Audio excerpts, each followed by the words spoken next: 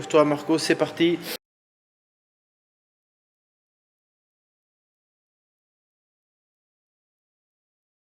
Les caméras, c'est parti. Il ne manque plus que...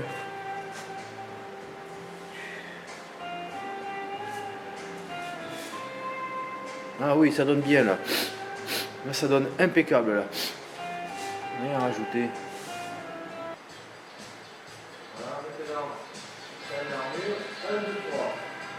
1, 2, 3. Très bien. 1, 2. Voilà.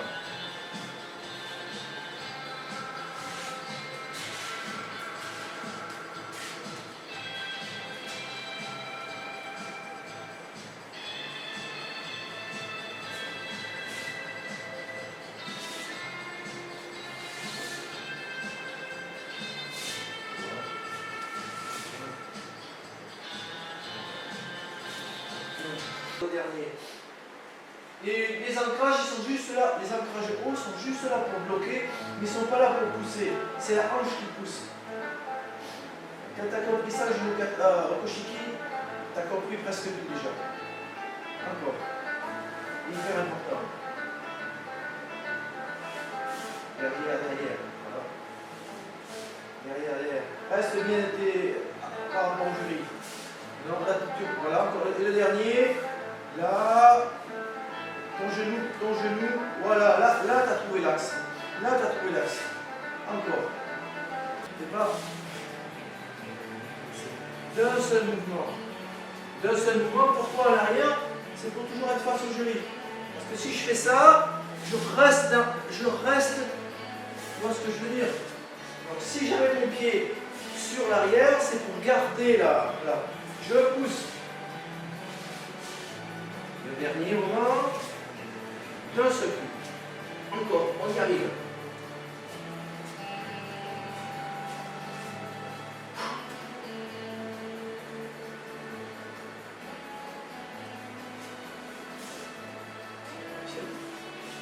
C'est bien ça.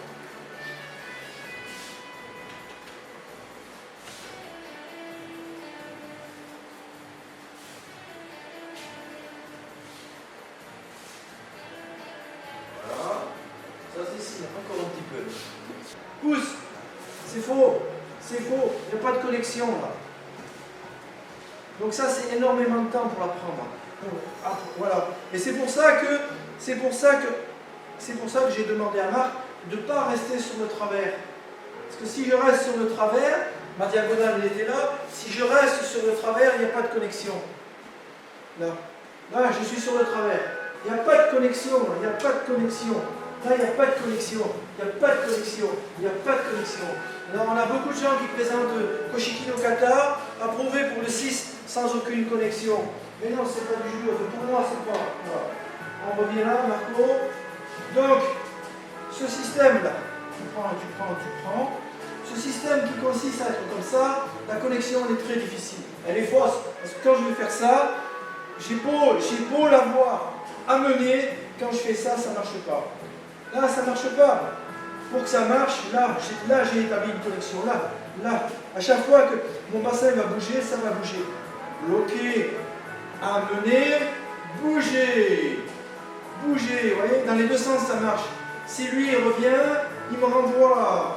Si je pousse, je l'envoie. Là, il me repousse, je reviens. Il m'envoie, je reviens. Donc ça, il faut bien le comprendre. C'est de la danse du jazz. Là, c'est la valse. Là, il y a des connexions. Là, dans la valse, là, je vais mettre une connexion. La connexion, elle est là. Là.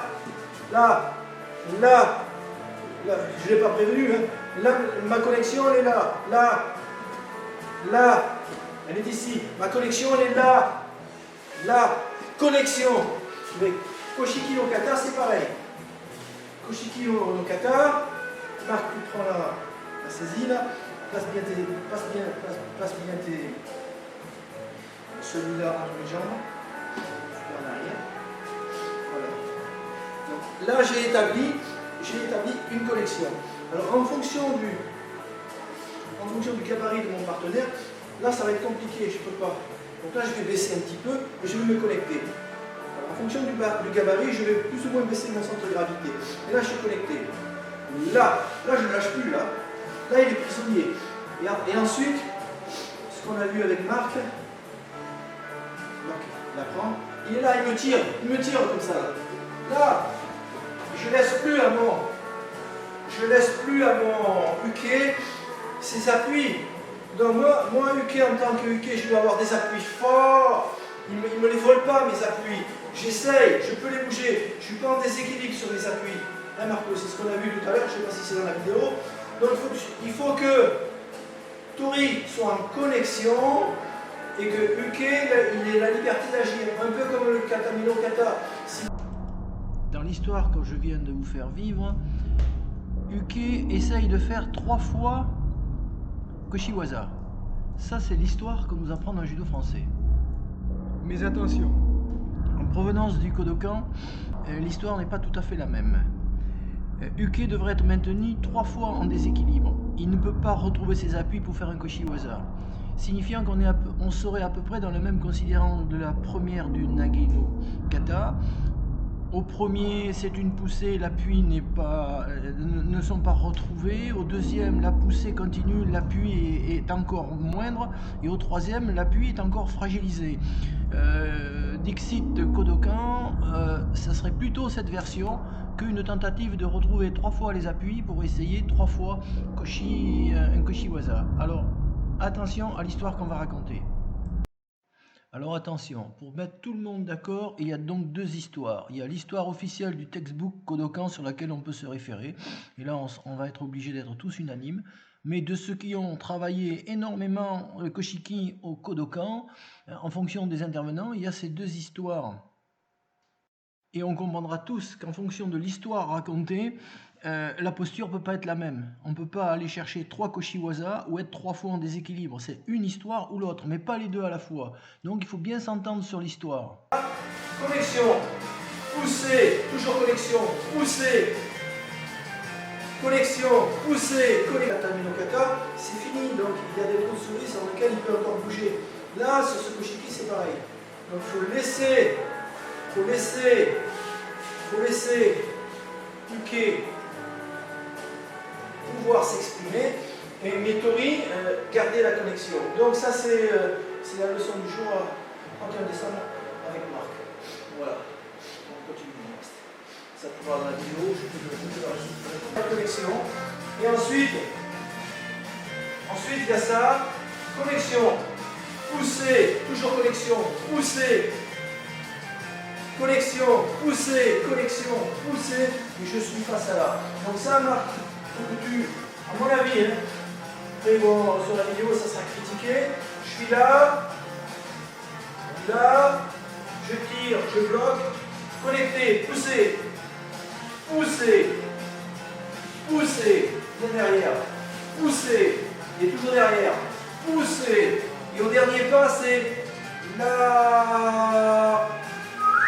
Là, vous voyez, il y a eu poussée du bassin et cette jambe qui continue à venir là, ce qui fait pousser le bassin. Et sur la première technique, l'éjecté.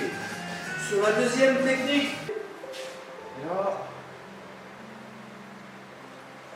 là, Koshiwaza, là, tu vois, mon pied, il n'est pas venu là parce que mon pied il est venu ici, tu vois. Donc là, tu es là. Je suis là, on est bien bloqué là. Tu regardes le jury et tu me tires bien là. Maintenant tu fais une poussée, vas-y. Là, voilà, et là je dois être bien stable. Là, légèrement sur mon arrière, légèrement déséquilibré. Donc là tu repousses, je reprends, tu repousses encore une fois. Je reprends, et là la dernière. Vas-y, là, non, la dernière, il faut que tu la fasses tout doucement. Il faut que tu fasses. Je positionne ma main là-dessus. Et tu es venu en connexion. Tire. Là. Et là, Marco, regarde. Là, ici, là, la connexion est. Là, le fait d'avoir changé cette main, ça a tout changé. Là, ici, 0 connexion, c'est pas possible. Là, il a mis un étau. Tu n'as pas fait une saisie, il a mis un étau. Là, il n'a rien pu mettre, c'est pas possible. Là, c'est pas possible. Là, connexion. Là, il m'a laissé libre. Et maintenant, il y va en connexion. 1.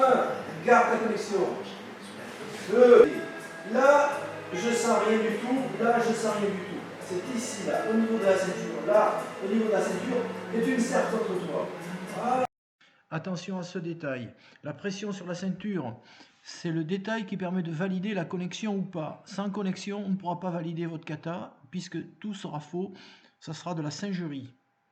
On aura bien compris dans cette vidéo de l'aspect fondamental de l'histoire avant même d'attaquer la technique.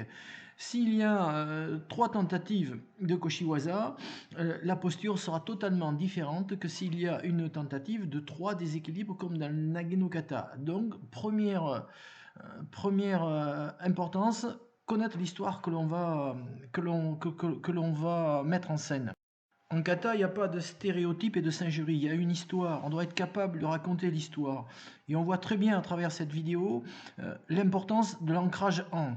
Sans l'ancrage hanche, comme dirait un des formateurs que j'ai rencontré sur mon chemin, pour ne pas le citer Frédéric Bourgoin, c'est de la daube. Alors, est-ce que le kata est la vérité de quelque chose d'efficace ou un simulacre de choses qui sont inexistentielles? Donc là, l'ancrage hanche, par la position de la hanche et la position des appuis, est fondamental.